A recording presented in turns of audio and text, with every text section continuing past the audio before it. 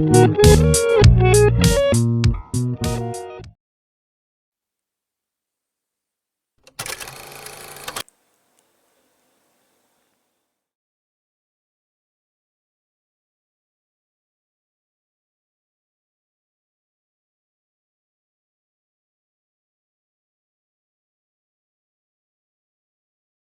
ده ليه؟ عشان عندك هدف. لو ما كنتش عارف انا عايز ايه هوصل لها ازاي؟ لو ما كنتش عارف ممكن تحقق حاجه هوصل لها ازاي؟ عشان كده من اول النهارده لازم توصل لمرحله تعرف بالظبط انت عايز ايه. اكتب اهدافك.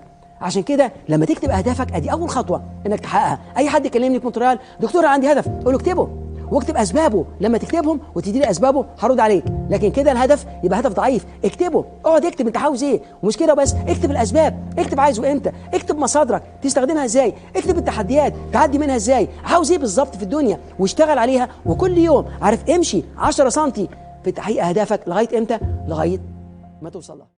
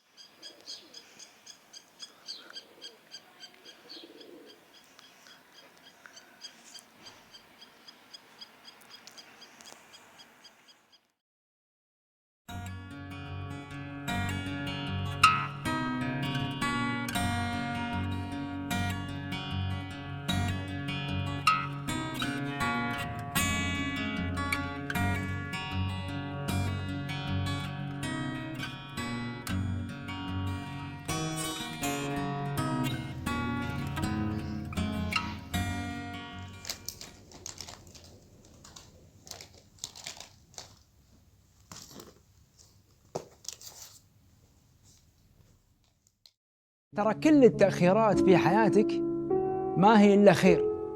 رب الخير لا يأتي إلا بالخير. تأكد تماما أن الله سبحانه وتعالى ما صرف عنك شيء ليحرمك، وأن الله سبحانه وتعالى ما أبعد عنك هذا الأمر عشان يعذبك، وإنما ليعطيك الخير كله. الإيمان مو أنك أنت تدعي والله سبحانه وتعالى يستجاب لك، لا، الإيمان أكبر وأعمق من هذا بكثير.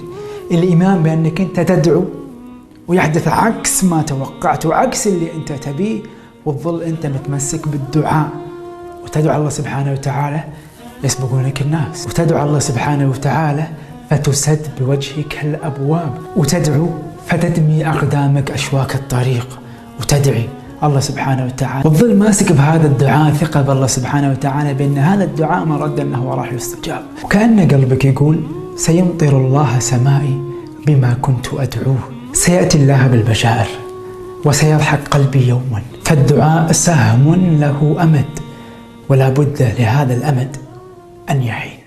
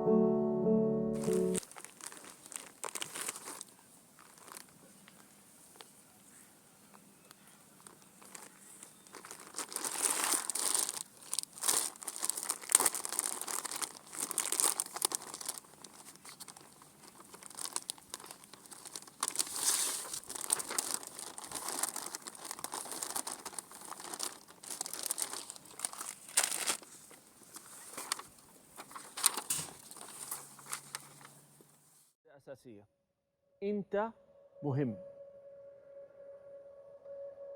أنت كإنسان لم تخلق عبثا، وجودك في الكون له سبب. فما في إنسان يستقل من نفسه أو يحس أنه ما له دور في الحياة، أو أنا مين، أنا ماشي على هامش الحياة. وكل إنسان وجوده يغير في كل الكون. كل الكون لن يكون كما هو اليوم بدونك. يعني إذا أنت خرجت من الكرة الأرضية دي، كل منظومة الكون حتتغير، مجريات الأحداث حول الكرة الأرضية كلها حتتغير. لذلك في قاعدة ما يسمى البترفلاي إفكت أو أثر الفراشة، أنه لو في فراشة حركت جناحيها في كاليفورنيا ممكن تسبب إعصار في بلد عبر المحيط بسبب الذبذبات. ليه؟ لأنه كل الكون متصل.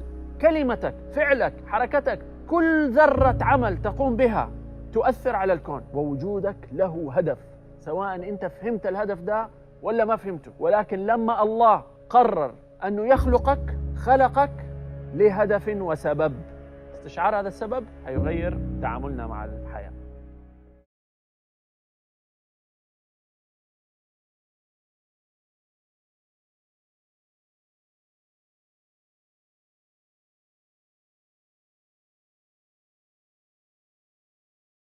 السعادة قرار. أنا أقرر أني سعيد، بدها تكون الدنيا شو ما تكون أنا سعيد. أنا لما كنت أذهب إلى المدرسة 4 ساعات على رجلي كنت أسعد واحد.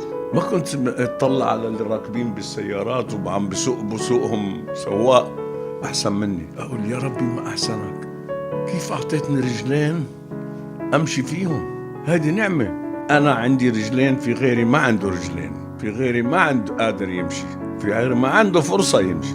ابحث عن الشيء الجيد في أي شيء في حياتك تصبح سعيد.